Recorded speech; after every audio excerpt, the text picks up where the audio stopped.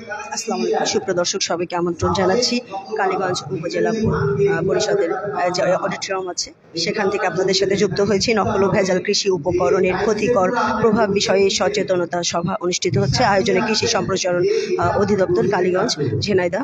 এখানে বক্তব্য রাখছেন নকল ও ভেজাল কিভাবে চিনবেন সে বিষয়ে মেজর অবসর Jamal Haider, manager corporator security Syngenta Bangladesh limited. সেটি আপনাদের মাঝে তুলে ধরার চেষ্টা করছি।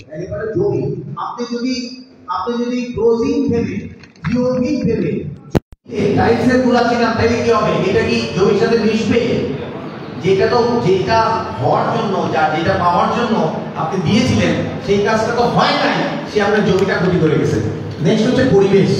আপনি আগের প্রজন্মের কার্বোফুরান টাইপের জিনিস যদি দেন, হ্যাঁ, এন্ডিং টাইপের জিনিস দেন, ডিজিটাল টাইপের জিনিস দেন। আদি যুগে বাংলাদেশে একসময় ডিডিটি আনা হইতো এই কীট পতঙ্গ মারার জন্য। এই স্মৃতি কি আপনাদের আছে? দিনে দিনে এগুলো কমে গেছে। আপনি দেখেন ভিট্টাকো আসার আগে আপনারা কেজিতে একটা 1 বিঘাতে কত 12 কেজি দিতেন, আর সেটা 10 গ্রাম মিলে কাজ হচ্ছে। আধুনিক হচ্ছে, গ্রিন পেস্টিসাইড হচ্ছে, সেটা আমি বলছি পরিবেশের ক্ষতি করে যাচ্ছে। কিন্তু আপনি যদি ওই এমনিওয়ালা জিনিস আবার দেন তাহলে আপনার যে জীবচক্রটা আছে জমির চারপাশে সেটা নষ্ট হয়ে যাবে। আচ্ছা, এই তো হলো চারটা জিনিস বাদে এটা হচ্ছে ইন্ডিভিজুয়াল ক্ষতি। আর যদি সামষ্টিক করে নিই তাহলে দেখা যাবে করিম চাতার 5 মণ ধান, রহিম চাতার 7 মণ ধান, বেগুন 2 মণ, এইভাবে কমতে আলটিমেটলি দেখা যাবে 4 থেকে 5,000 কোটি টাকার ফসল বাংলাদেশে হইতে পারতো, হয়নি। হ্যাঁ, 4,000 কোটি টাকা। বাংলাদেশ সরকার লোন করতে যায় কত কোটি টাকা? 2,000 কোটি টাকা, 3,000 কোটি টাকা, 4,000 কোটি টাকা। আর এই কৃষিতে এই নকল ভেজালটা বন্ধ হয়ে গেলে বাংলাদেশের শস্য উৎপাদন বেড়ে যাবে 4 থেকে 5,000 কোটি টাকা। তো যাই হোক, ওই টাকাটা যদি বাঁচানো যাইতো তাইলে পরে আমাদের উন্নয়নে কাজে লাগতো। এই হচ্ছে কথা। আমরা এখন চলে যাব নকল ভেজালের। আপনারা কি তাইলে পরে বুঝতে পারছেন নকল ভেজালের যে সমস্যা, এটা কি চিরতরে বন্ধ হওয়া দরকার না দরকার নাই? এখন কি কৃষকরা বলতেছেন দরকার, নাকি ব্যবসায়ীরা বলবেন দরকার? সব ব্যবসায়ীরা কি বলতে পারবে? সব ব্যবসায়ী কি বলা সম্ভব? বলেন সম্ভব কিনা? রোজা নামাজ মনে করেন ধ্যান সবই করি, কিন্তু এই জায়গাটা কি সবাই এক হইতে পারি যে নকল ভেজাল বন্ধ হোক, বাংলাদেশের 5,000 কোটি টাকা আয় করুক? চাই। আলহামদুলিল্লাহ, কালীগঞ্জের সকল কৃষক, সকল ব্যবসায়ীদের জন্য বড় করে হাততালি প্লিজ, কারণ কালীগঞ্জ চাচ্ছে না নকল ভেজাল থাক। Thank you, good. তার মানে 5,000 কোটি টাকার মধ্যে কালীগঞ্জের ভাগে কত কোটি টাকা আসবে জানেন? 5,000 কোটি টাকা ভাগ করে দিলে কয়টা উপজেলা আছে বাংলাদেশে? 500 বা 600? হ্যাঁ, 550 মতো। আপনার ভাগে কতটুকু আছে? কালীগঞ্জে কতটুকু আছে বলেন তো? মিনিমাম 100 কোটি টাকা আসবে। বিকজ কালীগঞ্জ অন্য উপজেলার মতো না, তাদের তো ফলন অনেক বেশি।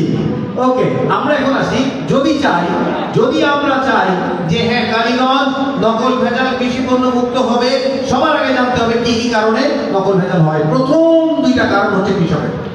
প্রথম 2টা কারণ কার? কৃষকের। প্রথম কারণটা কৃষকের। কেন? কৃষক সাদাসিধে ক্রিটিক্যাল না, উনি অনেক ব্যস্ত থাকেন, উনি খেয়াল করে জিনিসটা কিনেন না।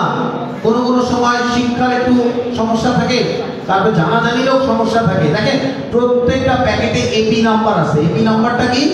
এপি বা আইএমপি নাম্বার আছে, কৃষি সম্প্রসারণ অধিদপ্তরের রেজিস্ট্রেশনের নাম্বার। আপনি 525 মনে করেন যে থিওভিটের রেজিস্ট্রেশন নাম্বার, আর একজন ঠিকই 1525 দিয়ে থিওভিট যদি কেউ ছাপায় আনে, আপনি দেখলেই তো বুঝতে এটা নকল। তো এই যে জ্ঞানটা, এটা তো সবার নাই। কৃষি সম্প্রসারণ অধিদপ্তর সেইভাবে টিভিতে রেডিওতে এটা জ্ঞানটা দেয় নাই, আমরাও কেউ দিই নাই। সো আপনাদের খেয়াল করতে হবে, বালাইনাশক সহায়িকা বলে এখন অ্যাপস আছে, এটা ইন্ডিভিজুয়াল একজন কৃষিবিদ বানিয়েছে। সো ওই অ্যাপটা দেখেও আপনি কিনতে পারেন। যে আপনি দেখতেছেন থিওভিট গোল্ড প্লাস, এটা কি আদৌ কি কেউ রেজিস্ট্রেশন আছে কিনা আপনি ইজিলি কি চেক করতে পারবেন? কোথায়? অ্যাপে। আপনার অ্যাপ বুঝেন তো নাকি? অ্যাপ তো সবাই বুঝেন, সবার স্মার্টফোন আছে। দেখেন, এটা সরকার বানায় নাই, একজন কৃষিবিদ, মানে ভালো মানুষ 2-1টা আছে। ভালো মানুষ 2-1টা না, অনেক আছে। তো তারা কিন্তু চেষ্টা করতেছে, তারা তাদের জায়গা থেকে চেষ্টা করে। সো প্রথম কারণ আমরা পেয়ে গেছি, কৃষক যিনি কিনেন, যিনি এটা কিনবেন, তিনি ভালো করে খেয়াল করে কিনেন না। 2 নম্বর হচ্ছে ওনার অর্থনৈতিক চ্যালেঞ্জ থাকে। আপনারা কি জানেন আসলে যে মানে কৃষক প্রান্তিক পর্যায়ে গ্রামের দোকান থেকে কেমনি কিনে? বাকিতে কিনে। আপনি যখন বাকিতে কিনেন তখন আপনার পারচেস পাওয়ার কম, নেগোসিয়েশনের পাওয়ারটা কম থাকে। সো আপনি কি করেন? ও যেটা হাতে দেয় আর চেক করার টাইম নেই। 2 নম্বর কারণটা হচ্ছে রেগুলেটরিকে কৃষি সম্প্রসারণ অধিদপ্তর। আমি কার অনুষ্ঠানে এসে আজকে ডেলিভারি করছি? কার অনুষ্ঠানে? কৃষি সম্প্রসারণ অধিদপ্তর। আমি নিজেই বলছি এটা একটা প্রবলেম, তাহলে তো এটা ঠিক হচ্ছে না, ব্যাখ্যা দরকার। এইভাবে কেটে যদি বলে দেই তাহলে কালকে কিন্তু আমি মানে ধ্বংস হয়ে যাব। কিন্তু আমি পরে একটু বলতেছি, দেখেন ওনাকে যে দায়িত্বটা দেওয়া হয়েছে সেই পরিমাণ কি ক্ষমতায়ন করা হয়েছে? উনি কি নকল ভেজাল ধরলে কি করতে পারেন সেটা জানেন? উনি কি সাজা দিতে পারেন? উনি কি কিছু করতে পারেন না? আদারদের লাইসেন্সটা নিয়ে আসা ছাড়া, সিল করা ছাড়া তেমন কিছুই করতে পারেন না। এটা এক ধরনের চ্যালেঞ্জ। মানে যিনি কাজটা দায়িত্বপ্রাপ্ত তিনি সমাধান করতে পারলে নগদে তাইলে খুব ভালো হতো। আর একটা জিনিস হচ্ছে ওনাকে যে পরিমাণ নকল ভেজাল কখন হয়? অফ সিজনে হয়, পিক সিজনে হয়। আপনারা কি জানেন এই এলাকা, এই ইউনিয়নের ধানের গ্রোথ হচ্ছে আর রংপুরের আরেকটা গ্রোথ কিন্তু সেম না। এখানে ভিক্তাকো আসবে, নকল ভিক্তাকো আসবে ঠিক 7 দিন আগে, 10 দিন আগেও কেউ খুঁজে পাবেন না। কত চালাক ওরা। আচ্ছা, তো নকলবাজরা হচ্ছে তার তো এটা পেশা, তাই না? সে আপনারা হচ্ছে শিকার, মানে এক একটা কৃষক, বোকা কৃষক হচ্ছে তার শিকার যে হচ্ছে ওটা থাবা দিয়ে ধরে। সো রেগুলেটরি 2টা চ্যালেঞ্জ, একটা হচ্ছে ওনার যেভাবে ওনার থেকে দায়িত্বটা চাচ্ছি আমরা সেইভাবে শক্তিশালী নাই। আর একটা জিনিস নাই বলেছি, এটা খামারবাড়ি আমার এই পয়েন্টটা নিয়েছে, সেটা হচ্ছে ট্যাক্স ডিপার্টমেন্ট আছে, ভ্যাট ডিপার্টমেন্ট আছে আলাদা, জানেন এটা? এইটার সাথে আরো 2টা ডিপার্টমেন্ট আছে, ট্যাক্স ইন্টেলিজেন্স, ভ্যাট ইন্টেলিজেন্স। ওরা সারাদিন খুঁজতে থাকে যে কোথায় বড় বড় ট্যাক্স কে ফাঁকি দিচ্ছে তলে তলে।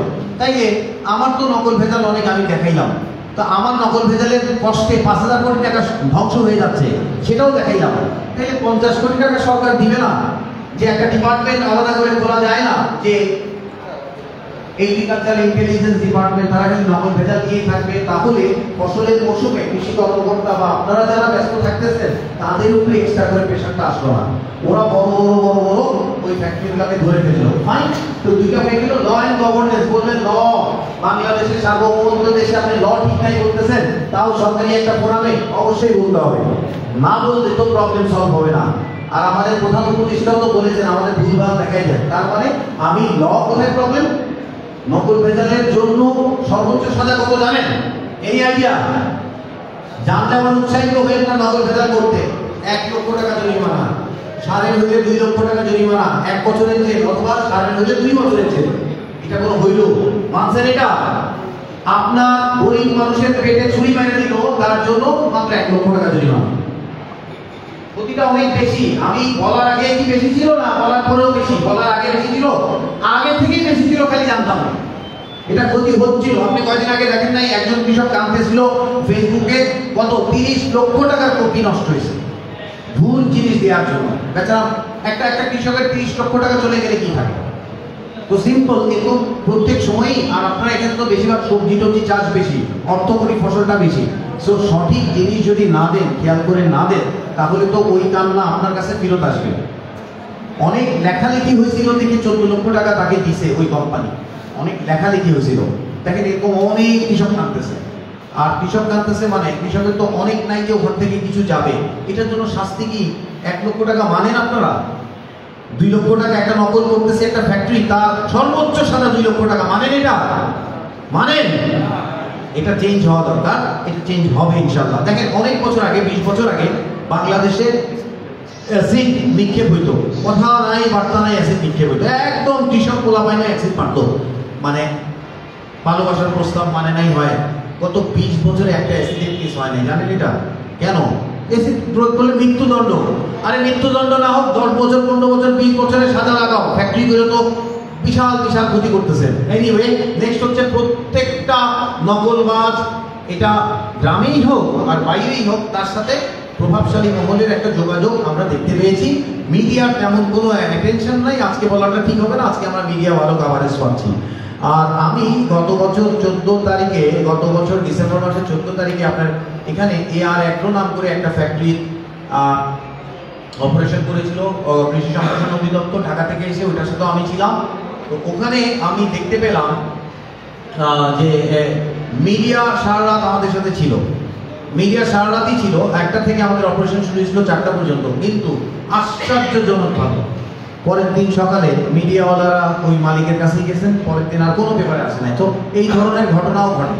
সো মিডিয়া অ্যাটেনশন বলতে বিস্তারিত থাকতে হবে। আমাকে মিডিয়ার জায়গা থেকে দায়িত্ব নিয়ে কাজ করতে হবে যে আমি কৃষককে সার্ভ করবো, 10,000 5,000 টাকা সার্ভ করে ওইটা আমি মিডিয়াতে লিখবো না, এটা ঠিক না। নেক্সট হচ্ছে সোশ্যাল রেজিস্ট্যান্স, এটা খুব ইম্পর্টেন্ট। সোশ্যাল রেজিস্ট্যান্স হচ্ছে সামাজিক প্রতিরোধ। আপনার গ্রামে প্রচুর নকল হয়, কিছু কিছু এলাকায় এত বেশি হয়, যশোর এলাকায়, চৌগাছা বা অন্য অন্য জেলাতে এত বেশি হয়, চুয়াডাঙ্গা এইসব জায়গাতে অনেক হয়। আপনার উত্তরবঙ্গেও অনেক জেলায় আছে বেশি, অনেক বেশি। সো সেই সব জায়গাতে সোশ্যালি রেজিস্ট্যান্স করতে পারে। লাইক আপনি যদি দেখেন এই পর্যন্ত কত লক্ষ লক্ষ লোক ভোটে দাঁড়ায়, তারা গ্রামের কৃষকের কাছে কোনো কমিটমেন্টই দেয় না যে আমি নির্বাচিত হইলে এই এলাকায় নকল ভেজাল বেচতে দিব না। ও এই ওয়ার্ড অফ মাউথটা খুব ইম্পর্টেন্ট। আমি দেখাবো কেন ইম্পর্টেন্ট। মানে এই নেতাদের, কিন্তু উনি তো কেয়ারফুল না, বিকজ আপনি কানতেছেন না, আপনি জানতেন না তাই কানতেন না। ঠিক আছে, নেক্সট হচ্ছে গভর্নমেন্ট প্রায়োরিটি। এখন যদি গভর্নমেন্টকে আমরা কানে কানে বলতে পারি যে কৃষকরা যদি বলে সবাই এক হয়ে যে আপনি নকল ভেজাল টোটালি বন্ধ করে দিবেন, আমরা 5,000 কোটি টাকা বেশি দিব। শুনবে না সরকার? শুনবে? বলাটা হচ্ছে না, গ্যাপ হয়ে যাচ্ছে। আমি অনেক দুঃখে পড়ে এই রাস্তায় আসছি। আমি প্রথমে ঝাঁপায় পড়ছিলাম, আর্মির লোক ঝাঁপায় পড়ছিলাম যে নকল পুলিশের পিছে দৌড়াইছি, র্যাবের পিছে দৌড়াইছি, আইজিপির কাছে গেছি যে এই ফ্যাক্টরিটা ধরে দেবে। ওনারা আমাকে বলে যে আপনি একটু মন্ত্রী মহোদয়কে বলেন, ওই লোকটা তো খারাপ। আরে বাবা, একটা র্যাবের প্রধান, একটা আইজিপি সাহেব আপনাকে এত ফ্যাসিলিটি সরকার দেয়, আর আপনি আমাকে বলতেছেন আপনি মন্ত্রী মহোদয়ের কাছে যান। এভাবে হয় না। তখন আমার মনে আসলো যে যুদ্ধটা আমি ছাড়ি না, আগাই। দেখেন আস্তে আস্তে আগাইতে আমার এখন 45তম প্রোগ্রাম, এবং আমি অনেক পজিটিভ রেজাল্ট পাচ্ছি, অনেক পজিটিভ রেজাল্ট দেখাবো আপনাদের, সব তথ্য দিব। এখন আসি কৃষি পণ্যের নকল ভেজালের যে কারণগুলো বলেছিলাম সেগুলো বাংলায় লিখেছি। এখন আসলে একটা সিন দেখেন, বামে লক্ষ্য করেন, নিচে, বামে এবং নিচে লক্ষ্য করেন, ওটা একটা ফ্যাক্টরি। এই ফ্যাক্টরিগুলো ঢাকার আশেপাশে অবস্থিত। সঙ্গত কারণটা কি? এইটা প্যাকেটগুলো আমরা টেকনোলজিক্যালি বানাই, আর 8 কালার বা 6 কালার, মনে করেন যে প্যাকেট 6 কালার, এটাকে বলে ফ্লেক্সি প্রিন্টিং বলে লেমেন ল্যাঙ্গুয়েজে। তো এইগুলো এইসব ছোট ছোট শহরে এগুলো হয় না। সো প্যাকেটটাই হচ্ছে নকল ভেজালের মূলধন, সেটা ঢাকায় হয়। সেই কারণে ঢাকার আশেপাশে ফ্যাক্টরিগুলো বেশি, এবং সেটা এতদিন ছিল কেরানীগঞ্জ এবং সাভারের এলাকাগুলোতে। কিন্তু এখন গত 2-3 বছর ধরে আমরা উপর্যুপরি হানা দেওয়ার কারণে এগুলো সরে গিয়ে নারায়ণগঞ্জে চলে গেছে। এগুলো বিভিন্ন জায়গায় আছে, আপনাদের ঝিনেদাতেও আছে। আপনারা কি কেউ জানেন? অনেকে জানেন, নিচে জানেন, হয়তো বলবেন না, বাট ঝিনেদাতেও আছে। ওকে, এখন হচ্ছে এই ফ্যাক্টরি থেকে কুরিয়ার সার্ভিসের মাধ্যমে ফসলের মৌসুমে 4টার সময় যদি দাঁড়ান, সাভার এবং হিমায়তপুরের আশেপাশে কুরিয়ার সার্ভিসগুলোতে দাঁড়াইলেই আপনি দেখবেন যে পিক আপে করে ত্রিপল দিয়ে ঢেকে কি জানি নিয়ে আসে, 4টা-5টার দিকে আনে, 8টা পর্যন্ত চলে। ওপেন। পৃথিবীতে অনেক জায়গায় বিভিন্ন ধরনের ট্যুরিজম আছে, ধর্মস্থান ট্যুরিজম করতে যায়, প্রাকৃতিক স্থান ট্যুরিজম করতে যায়। বাংলাদেশে আসা উচিত নকল ভেজাল দিনের আলোতে কেমনে হয় এটা দেখা। পরিষ্কারভাবে আপনি যান, একদিন গিয়ে দেখেন হিমায়তপুরের কুরিয়ার সার্ভিস, সুন্দরবন, এগুলায় করতোয়া সুন্দর পিকআপ এসে দাঁড়াচ্ছে, এবং ডেইলি হচ্ছে, ডেইলি। এবং এটা অনেক বছর ধরে আমি এটা নেশা হয়ে গেছে, তো আমি এটা পিছিয়ে দেখে আসি। তো 1 নম্বর হচ্ছে কুরিয়ার সার্ভিস থেকে থানা শহরগুলোতে আসে, সেখান থেকে পায়ে দল ওই যে বলছিলাম আগে, ইসি বাইকে করে গ্রামের বাজারগুলোতে বিক্রি করে। এই পর্যন্ত যদি ঘটনাটা থাকতো, সরকার সহজে নিরাময় করতে পারতো। এখন প্রবলেমটা হচ্ছে টেকনোলজি আবার আমাদেরকে ক্ষতিগ্রস্ত করতেছে। কেমনে? নকলের যে প্যাকেটটাই বানায়, মেশিন আর একটা আনে, সে টোটালি কপি করে আনে। এখন আর এই কালীগঞ্জের নকলবাজ আর ঢাকা থেকে মাল টেনে আনে না, রাস্তায় রাস্তায় ঘুষ দিয়ে বা রাস্তায় রাস্তায় ধরা খাওয়ার ভয় থাকে। সো সে কি করে? প্যাকেটটা কিনে নিয়ে আসে, প্যাকেটটা কুরিয়ার সার্ভিসে আসে। 1 লক্ষ পিস ভিক্টাকোর প্যাকেট আসলো, 1 লক্ষ পিস গ্রোজিনের প্যাকেট আসলো। তার মানে মোটামুটি 1 লক্ষ পিসের কত টন? 1 লক্ষ 1 কেজির যদি প্যাকেট হয় তাহলে কত টন হইল? 100 টন মাল ঢুকে গেল, গরিবের ঘরে চলে গেল, টাকা চলে আসলো। সো এই কাজটা এখন সবাই প্যাকেট নিয়ে আসতেছে। প্যাকেটগুলো দুঃখের বিষয়। ওই যে পর্যটনের কথা বলছিলাম, পর্যটন করতে আপনি চকবাজার, আরমানিটোলা, লালবাগে যান, এইভাবে পিছিয়ে বিক্রি করতেছে। যেই প্যাকেট আমরা অরিজিনালি বানাই 2 টাকা দিয়ে সিকিউরিটি ফিচার সহ, সেই প্যাকেট ফসলের মৌসুমে এত ডিমান্ড 10 টাকায় বিক্রি হয়। বুঝাইতে পারছি তো? বাংলাদেশে ভয়াবহ রকমের নকল ভেজাল চলে। ওকে, 30 থেকে 35% ওষুধই নকল। অনেকে বলে না এটা 50% নকল। যদি ধরি যে ওটার চেয়ে কম, মানে টেস্ট করলে বেশিরভাগেরই তো টেস্ট নাই। আপনারা পেপারে এখন এটা অনেক দেখতেছেন। এটা হচ্ছে সবচেয়ে বড় কর্মযজ্ঞ ছিল আমাদের ইতিহাসে। আমিও ভাগ্যবান, আমি সিনজেন্টায় আসার 1.5 মাসের মাথায় এই অপারেশনটা আমরা করতে পেরেছিলাম। এটা হচ্ছে মেঘনা ফার্টিলাইজার, কিং অফ অল ইয়ে। এটা মালিক কে ছিল জানেন? মালিক কে? এটার মালিক একজন সরকারের ডিআইজি ছিলেন। ডিআইজি যিনি টিএনও সাহেব, উনি অপারেশন করার 7 দিনের মধ্যে পোস্টিং চলে যেতে হয়েছে। এবং ওনার বিষয়ে বলতে গিয়ে ওই আইজিপি সাহেব আমাকে বলতেছিলেন আপনি মন্ত্রী মহোদয়কে বলেন, মানে ওই ডিআইজি কে উনিও কন্ট্রোল করার শক্তি রাখেন না। তাই ওনার বাড়ি কোথায়? তার বাড়ি কোথায় ছিল? আপনারা এত বুঝেন কেন? ওকে, নেক্সট। এটাতে প্রায় 100 কোটি টাকার নকল পাওয়া গেছিল। 50 কোটি টাকার টিএসপি সার, 50 কোটি টাকার। আপনারা যে সিনটা দেখতেছেন এটা 5 ভাগের 1 ভাগ। ঢুকতে পারে মনে হয় যে একটা ইপিজেডে ঢুকছি। ইপিজেড, এক্সপোর্ট প্রসেসিং জোনের মতো 5.5 বিঘা জমির উপরে। এইটা একটা শেড, এবং 5টা বড় বড় শেড ছিল। তো এই হচ্ছে দুঃখ। আমি এখন আমার প্রেজেন্টেশনের সবচেয়ে দামি জায়গায় আসছি। এই ভদ্রলোকের নাম কি? এই ভদ্রলোকের নাম আছে একটা। ইনি কৃষক হইলে ইনি কে? হ্যাঁ, উনি কে? না, কৃষক হচ্ছে সুন্দর সুন্দর বইয়েতে লেখে, আর বইয়েও চেঞ্জ হয়ে গেছে। ছোটবেলায় আমরা কিন্তু এই নামে আমরা চিনতাম না, চাষি বলতো, তাই না? চাষি, তাই না? আবার অনেকে একটু নাকশিটকে বলতো চাষা, তাই তো? চাষার বাচ্চা টাইপের গালির মতো হয়ে গেছিল। দেখেন, আমরা আসলে রেসপেক্টটাও করি না, দায়িত্বটাও নেই না। এটাই হচ্ছে প্রবলেম। এই ভদ্রলোক আগে 5 থেকে 10 বিঘা জমি বর্গা চাষ করে তার ছেলে পেলে মানুষ করতো, আর এখন এটা 3 বিঘা আসছে। খালি চিন্তা করেন, 3টা বিঘা জমি সারাদিন খেটে মেটে 4টা লোককে খাওয়াইতে হয়। খেয়াল করেন, এখন আমি খেয়াল করি, এই ভদ্রলোকের নিজের তেমন জমি নাই। 1 বিঘা বা 1.5 বিঘা আছে নিজের, আর 2 বা 3 বিঘা আছে মানুষের। এখন উনি ফসলের মৌসুমের শুরুতে ধানটা নিয়ে যায়, আর কি চিন্তা করে বলেন তো? উনি চিন্তা করে প্রত্যেকটা ধান থেকে চারা হোক, সেই চারাতে পুষ্ট ধান আসুক। এই ধান বিক্রি করে 3 মাস পরে যখন বা 4 মাস পরে বিক্রি করব, আমার পরবর্তী 3 মাস যেন আমার বাচ্চারা খেতে পারে। উনি কিন্তু দোতলা বাড়ি হবে এটা ভাবে না, কিচ্ছু না। আমরা তো ব্যবসায়ীরা হঠাৎ মন চিন্তা করে যে একটা দান মারবো, কিন্তু ওর জীবনে দান মারার কোনো সুযোগ নাই। ওকে এই স্বপ্নটাকে বাস্তবায়ন করার জন্য উনি অলমোস্ট হাসি মুখে কাজ করে সারাদিন। কোনো ধরনের মানে গল্প গুজব চুগলি করা এই ধরনের কোনো কাজই তার সুযোগ নাই। সন্ধ্যার পরে খেয়ে আবার ঘুমাইতে হবে, পরের দিন সকালে বেরোয় যাবে। দেখেন, উনি হাসি মুখে কাজ করতেছে, কিন্তু দুঃখের বিষয় যে প্রকৃতি এই সহজ সরল মানুষটার প্রতিও কত নিঠুর। ওনার ধানটা যখন 9 থেকে 12 ইঞ্চি হয়ে যায়, 9 থেকে 12 ইঞ্চি হয়, বাতাসে দোল খায়, ঠিক তখন ছত্রাক আক্রমণ করে, কীটপতঙ্গ আক্রমণ করে। তো উনি টেনশনে পড়ে যায়, উনি বিচলিত হয়ে যায়, উনি চলে যায় সমাধানের আশায়। আর সেই সমাধানটাই যদি নকল ভেজাল হয়, তাহলে উনার কষ্টটা আপনি বোঝার চেষ্টা করবেন।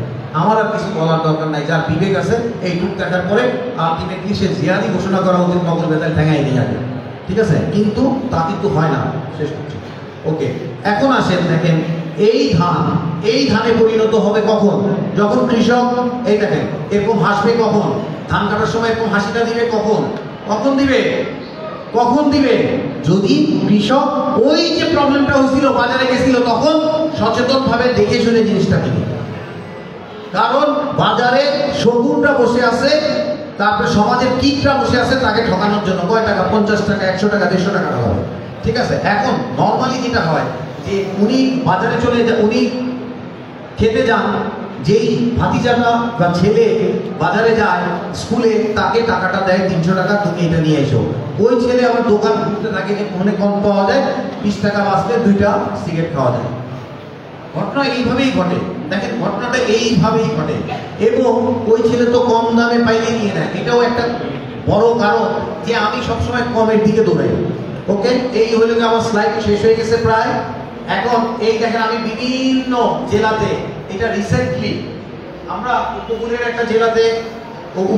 একটা জেলাতে এইরকম, এই দেখেন ওই যে বৃদ্ধ মানুষটা 17 বছর নকল করে, এটা ভান্ডারিয়া এই লোকটা কার রেফারেন্সে দাপট দেখায় চলতো জানেন? এটাও একটা মজার কথা। বললেন পুলিশের কথা বললেন, আপনি মিলিটারি বললেন না, ইনি র্যাবের জিয়া ছিল না? জিয়া শুনছেন? জিয়াউল হাসান, ওনার রেফারেন্সে চলতো এই খালিগায়ে। কিন্তু উনি কিন্তু একটা বড় ফ্যাক্টরি চালায়, প্রচুর টাকা। সবাই বললাম না প্রভাবশালীর সাথে একটা লিঙ্ক আপ। উনি এই রেফারেন্স দিত, টিএনও বা অন্যরাও তেমন কিছু বলতো না, আর এখন বলতেছে। এখন গতদিন আমি এই অপারেশনেও হয়েছিলাম, তো আমি যাওয়ার পরে এই গতদিনই আমি গলাচিপায় মঠবাড়িয়াতে করলাম, ওখান থেকে আমি জানলাম ওখানে উনি ওই জিয়া যে খুনি বা মনে করেন যে একটা দেশ বিরোধী মানুষ, তো তার যেটা কি বলে তার রেফারেন্সে সে চলতো। সে তো বিশাল ক্ষমতাধর ছিল। এনিওয়ে, আমরা অন্য জায়গায় চলে যাচ্ছি। এখন আসি, দেখেন আমি কি